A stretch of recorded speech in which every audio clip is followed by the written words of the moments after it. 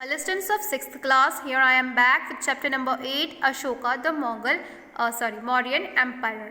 Empire में हमने जाना था कि अशोका किसके बेटे थे। अशोका पोते थे चंद्रगुप्त मौर्य के।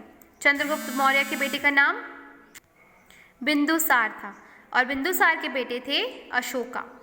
तो यहाँ पे आपको अशोका की एक लाइफ चेंजिंग मूवमेंट आपको बता रहा है कि अशोका ने अपनी ज़िंदगी में क्या सीखा और कब सीखा। At times we harm other living beings unintentionally and late become sad to think about it. कभी ऐसा वक्त आता है आपकी ज़िंदगी में कि कभी आपने किसी बेजुबान जानवर को मारा हो और फिर आपको बाद में रियलाइज़ हुआ हो कि आपने गलत किया, ठीक है। However, it takes a big heart to apologize for our doings and change our thoughts and action. लेकिन ये बहुत बड़ी बात हो जाती है क्योंकि आपके दिल में फिर वो चीज़ पछतावा आता है, तो आपके लिए बहुत बड़ी चीज़ हो जाती है कि आप उसको जाके अपोलोजाइज़ करें, अपनी गलती स्वीकार करें कि हमने गलत बोला था, ठीक है। ये बहुत बड़ी बात है। अगर आप ऐसा करती हो तो आप बहुत अच्छे बच्चे हो, ठीक है, कि अपनी गलती को एक्सेप्ट करना सबसे बड़ी हिम्मत का काम होता है वो, ठीक है। अगर आप ऐसा करते हो तो you are a brave child. A turning point came in the life of emperor Ashoka after the war of Kalinga. Kalinga की वॉर के बाद अशोका की लाइफ में बहुत बड़ा चेंज आया। When Ashoka succeeded his father Bindusara, जब अशोका को बिंदुसार के बाद, बिंदुसार कौन थे, उनके पापा थे, उनके बाद जब राजगद्दी संभालने के लिए मिली तो वो बहुत ज़्यादा एक्सपीशियस थे, मतलब अपने काम को लेके बहुत ज़्यादा एम्बिशियस थे कि मैं अपना एम्पायर बहुत बड़ा फैलाऊँगा, मौर्य एम्पायर को आगे तक बढ़ाऊँगा। तो वो चाहता था कि कलिंगा जो प्रेजेंट डे उड़ीसा है वो इसके सारे रिसोर्सेस और रूट्स जो साउथर्न पार्ट्स में हैं इंडिया के और जो ईस्ट एशिया साउथ में जो है वो सारे रूट्स और उसके रिसोर्सेस जो भी उसके पास अच्छी चीज़ें होंगी, जो भी वहाँ उगती होंगी, वो सबको ये अपने अंडर में कंट्रोल करना चाहता था। Therefore he attacked Kalinga with a huge army. इस कारण उसने क्या किया, कलिंगा पे अटैक किया अपनी ह्यूज आर्मी के साथ। अशोका ने कलिंगा की वॉर जीत ली। Once the Ashoka rock inscription mentioned, I want the Kalingas 8 years after becoming king. I won the Kalingas 8 years after becoming king. About 1 lakh and 1/2 people were taken prisoners and more than 1 lakh were killed. इस लड़ाई में क्या हुआ, जो 8 साल लग गए उनको वहाँ के किंग बनने में, इस लड़ाई में 1 लाख लोग प्रिजनर कैदी बने और लाखों की संख्या में लोगों को मारा गया। इस बड़े इवेंट के बाद वो क्या हुए, बहुत ज़्यादा सैड हो गए और उसने डिसाइड किया कि मैं वॉर नहीं करूँगा, क्योंकि उसने देखा कलिंगा की वॉर में कि ये हम जो वॉर लड़ते हैं उसमें बेबुनियाद बेगुनाहों की मौत होती है। यानी हम क्यों किसी ज़िंदगी को लेने का क्या हक है हमारा कि हम किसी की ज़िंदगी छीन सकें। The rock inscription further reads, After the Kalingas had been conquered, I came to feel a strong inclination towards the Dhamma, a love for Dhamma and for teaching Dhamma.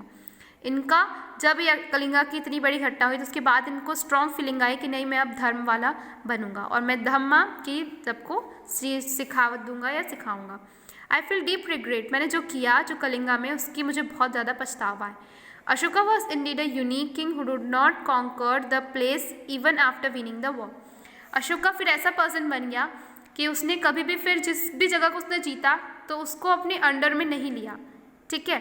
वो राज्य उसने फ्री कर दिया कि उसने गुलाम है तो किसी से फ्री करवा दिया और उसको बिल्कुल जीतने के बाद भी वहाँ पर कुछ भी नहीं करवाता था। ये आपका टॉपिक ही है मेन कि अशोका और उसका धर्म, धम्मा यानी धर्म।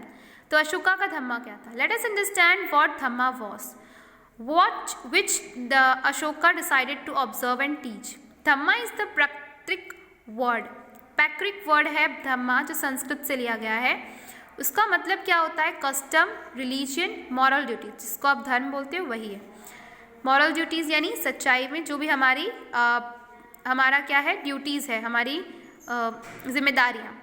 The right way of living, Dhamma propagated by Ashoka was not about worshipping a god or performing religious sacrifices.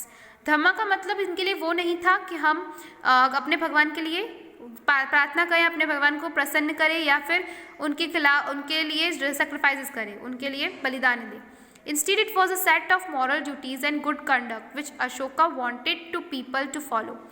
इसके बजाय वो चाहते थे कि उनके लिए धर्म क्या था, अपनी जितने भी अपने कर्तव्य उसको निभाना और लोगों के साथ अच्छे से अच्छा पेश आना, और ये चाहता था कि हर कोई इसी धर्म को फॉलो करे। It was inspired by the teaching of Buddha. ये क्या थे? बुद्धा से इंस्पायर्ड थे। Ashoka tells his subject that he looked upon them as his children. Ashoka कहते हैं कि मैंने बुद्धा को अपने बचपन से देखा है और मैं उनकी मेरी लाइफ में बहुत इंपॉर्टेंस है।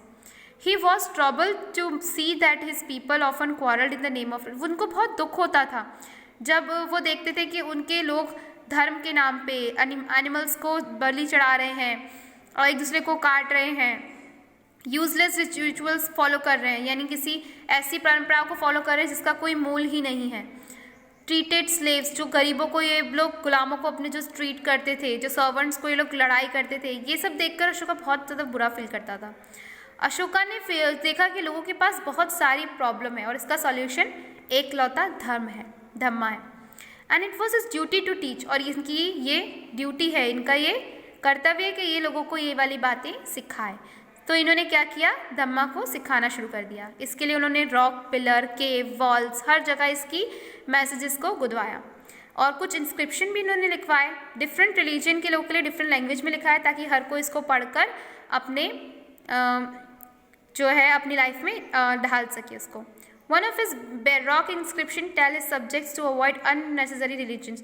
इनका एक इंस्क्रिप्शन हमें ये बताता है कि आपको अननेसेसरी जो रिचुअल्स चले आ रहे हैं, परंपराएं चले आ रहे हैं, वो करने की कोई ज़रूरत नहीं है। People perform various rituals when they fall ill, when their child get married, when their children were born. People बहुत सारे रिचुअल्स फॉलो करते थे उस टाइम पे कि वो अगर बीमार हो जाते थे तो मैं अगर ठीक हो गया तो मैं आपके पास ऐसे चल कर आऊँगा, लेटते आऊँगा, उल्टी गोलाटी मार मार के आऊँगा, ये वाली चीज़ें। तो इन्हें लगता था ये सब रिचुअल्स कुछ नहीं है, ये परंपराएं जो फालतू की लोग फॉलो करते गलत है। कब कब लोग ऐसा करते थे? जब उनके यहाँ कोई बच्चे की शादी हो या उनके वहाँ कोई बेबी पैदा हो, तब ये सब करते थे। और कोई जर्नी स्टार्ट करने वाले तो कुछ रिचुअल्स शुरू करते थे। ये बोलते थे ये सारे काम बेकार काम है, ये सब कुछ, इसका कुछ नहीं आपको नतीजा मिलने वाला। But the one ritual which has great value, एक जो है रिचुअल जो बहुत ज़्यादा आपको आगे जाके काम आएगा, वो है आपका Dhamma. This involves proper behaviour towards slave. ये क्या इन्वॉल्व करता है? ये गरीबों, जो सर्वेंट्स हैं, जो वो गुलाम हैं, उनके खिलाफ, उनके तरफ नरमी का बिहेवियर, अपनी टीचर्स का respect, compassion for all living beings, सबके लिए प्यार, और हमेशा मॉन्क्स और ब्राह्मण्स को गिफ्ट देना, ये आपका धर्म होना चाहिए। Ashoka yet another inscription read, तो उन्होंने एक अलग इंस्क्रिप्शन जो लिखा वो था, it is both wrong to praise one's own religion और क्रिटिसाइज अनदर्स। यहाँ पर उन्होंने बहुत अच्छी बात बोली है, ये आप लोग को भी समझना चाहिए कि, और ये बात पता है, ठान लो, आप अपनी लाइफ में ये बोलते हो ना, शपथ ले लो कि ना ही मैं किसी के धर्म, नहीं है, देखो अपने धर्म की बहुत ज़्यादा प्रशंसा नहीं करनी चाहिए और दूसरों के धर्म की कभी आलोचना नहीं करनी चाहिए, क्रिटिसाइज़ नहीं करना चाहिए। ये इन्होंने बोला था, अशोका जी ने, बहुत अच्छी बात है ये, क्योंकि आप लोग इसी में उलझ के रह जाते हो, तो लाइफ का जो मेन गोल होता है, जो मेन पीस होता है, वो भूल जाते हो कि आप यहाँ पे क्यों आए थे। ठीक है, तो लोग इसी में ज़्यादातर उलझ के रह जाते हैं, या तो वो अपने धर्म में इतना घुस जाते हैं कि वो अपने धर्म के अलावा किसी और के धर्म को देख ही नहीं पाते, हर जगह अपने धर्म की प्रशंसा, कहीं भी बैठे हैं तो बस हमारे धर्म में ऐसा, हमारे धर्म में ऐसा वैसा।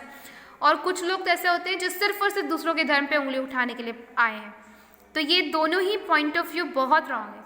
आप अगर उनके धर्म को क्रिटिसाइज करो तो वो भी आपके धर्म को क्रिटिसाइज करने की एबिलिटी रखता है। तो आप जब भी करो किसी के धर्म को क्रिटिसाइज, जब आप तैयार हो अपने धर्म के बारे में कुछ भी सुनने के लिए। ठीक है, तो देखना ये लोग फिर बोलना ही छोड़ देंगे। If one praises one's own religion while criticizes another, one is greater harm to one's own religion। वही बात यहाँ पर उन्होंने बताई है। Therefore, one should try to understand the main ideas of another religion। वो बोलते थे कि आपको दूसरों के धर्म के मूल समझने चाहिए और उनके रिस्पेक्ट करने चाहिए। To further teaching of Dhamma, Ashoka appointed official known as the Dhamma Mahamatas। इन्होंने ये सब समझाने के लिए अपने धर्म में ऑफिशियल जो अपॉइंट करने शुरू कर दिए, जिन्हें ये नाम दिया करते थे धम्मा महामतास।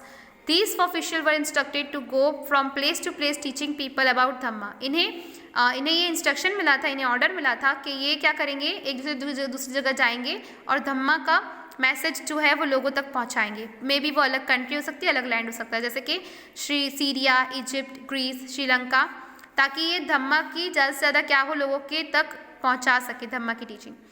The mention of Ashoka's welfare work in a rock inscription is a testimony to be benevolence. I have made provision for 2 types of medical treatment everywhere, medical treatment for human and medical treatment for animals. इन्होंने अपने अच्छे काम के लिए यहाँ पर एक 2 तरह के कैटेगरी में बांट दिया।